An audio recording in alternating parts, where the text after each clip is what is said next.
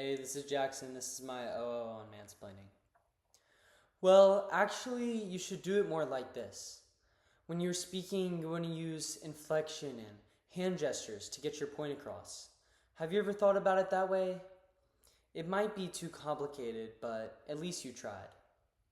What you just had the agony of witnessing was an example of mansplaining. Mansplaining is defined by Merriam-Webster as explaining something to a woman in a condescending way that assumes she has no knowledge on the topic. Okay, I know what you're thinking.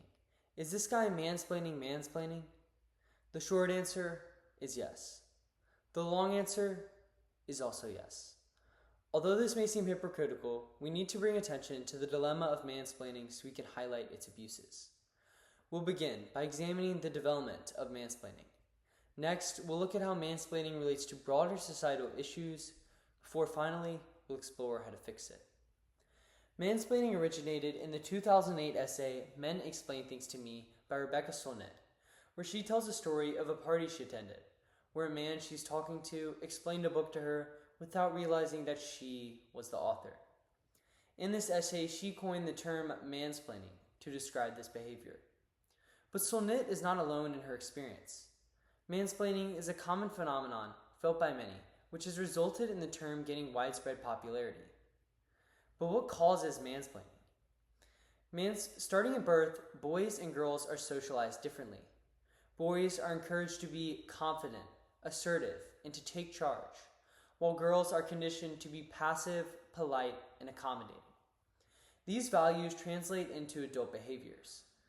Men, being taught to be confident, assert their opinions even when they know nothing about what they're talking about. Psychology Today explains, men are more likely to interrupt, particularly in an intrusive manner. Compared to men, women are more likely to be interrupted both by men and by other women. There is a reason why you don't hear about womansplaining as much as you hear about mansplaining, because it doesn't happen anywhere near as often. This is in part due to the way in which society perceives women. Mansplaining can also be representative of what one feels their social position is in a conversation. A man is more likely to mansplain if he thinks he is more powerful or important than the woman he is talking to.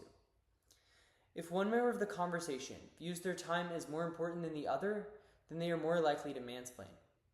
This dynamic is often rooted in sexist ideas that men are naturally more powerful or important than women. Mansplaining is a manifestation of what happens when masculine values are taken to the extreme. Rather than strong and powerful, a mansplainer has a false sense of confidence that isn't bound in reality. It is instead an incorrect and overconfident way of presenting oneself.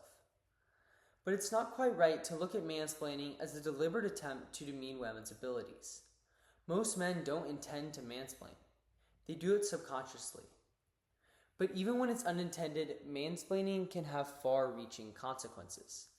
The effects of mansplaining has the worst effects in the workplace. In male-dominated fields, women frequently interact with men, making it a common setting for mansplaining. It's so bad, in fact, that according to the New York Post, the average woman gets mansplained to 6 times a week at work. The effects of mansplaining can be widespread. Women may not talk as much at work, be less satisfied with their job, or even have stunted careers.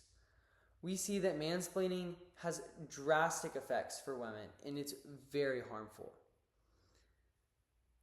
Mansplaining causes women to have an overall worse work experience, which can have an impact on issues like the gender pay gap, as women aren't performing as well as they could. But why does mansplaining have such an adverse effect on women? According to a study done at Michigan State University, women largely had negative outcomes as a result of mansplaining, whereas it didn't affect men as much. Compared to men, women had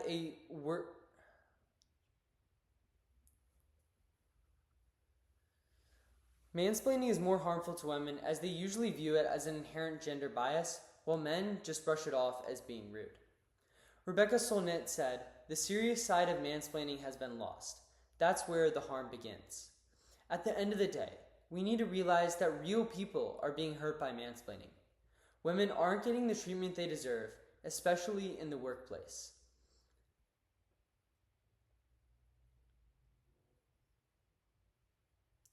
What you don't see is the women who aren't managers and CEO, the women who are held back by societal pressures and aren't able to reach their full potential. We need to help.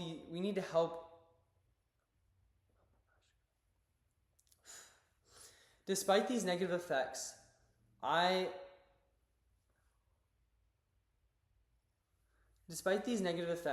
still had my own experience with mansplaining. Sadly, not as the recipient, but rather the perpetrator. When I was in my 10th grade English class, we were analyzing the poem The Road Not Taken by Robert Frost, when one of my female classmates raised her hand and explained how the poem was about how the choices we make define us. I interrupted and said how the poem was really about how those choices aren't up to our control. She was quiet for the rest of the discussion, and I realized that my interruption was both wrong and incorrect. I apologized and learned that what I had done was called mansplaining. Now I try to make sure. This led to me learning from this mistake, and now I try to make sure everyone's voices can be heard. But ultimately, how can we solve this problem? There are many things that both men and women can do to prevent mansplaining, but men are the perpetrators. So what can they do to solve this issue? The first thing you need to do when you have a bad habit like mansplaining is to identify when you're doing it. In this case, be on the lookout when you feel as though you're mansplaining. Some signs to be aware of are interrupting, taking over the conversation, having a condescending tone, making wrongful assumptions, being unknowledgeable on the topic, or misrepresenting the other side. Now that you've identified when you're mansplaining, the problem doesn't stop there. You need to be aware of when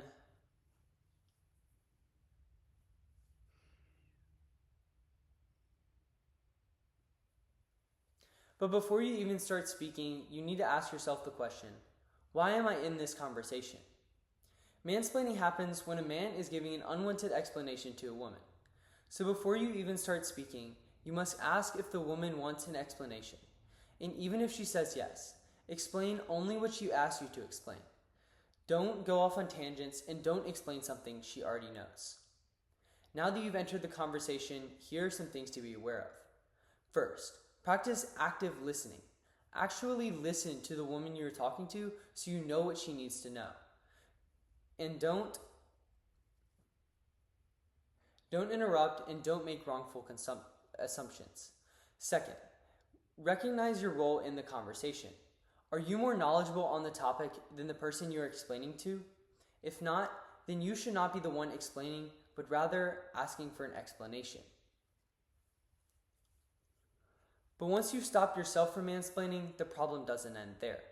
We need to spread awareness around this issue to prevent others from falling into it as well. When you see mansplaining happen, you need to point it out and tell the mansplainer that what they are doing is wrong, but don't be rude as they are likely not to listen.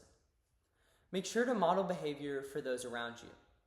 In discussions, you can try to redirect a conversation to other people to give them room to speak. This can create a safer and more open environment for people to express their views.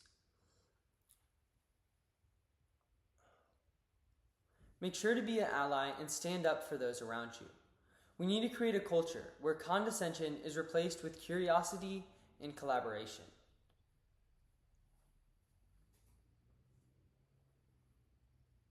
Mansplaining is a tough problem to solve, especially when the influences around us often mansplain.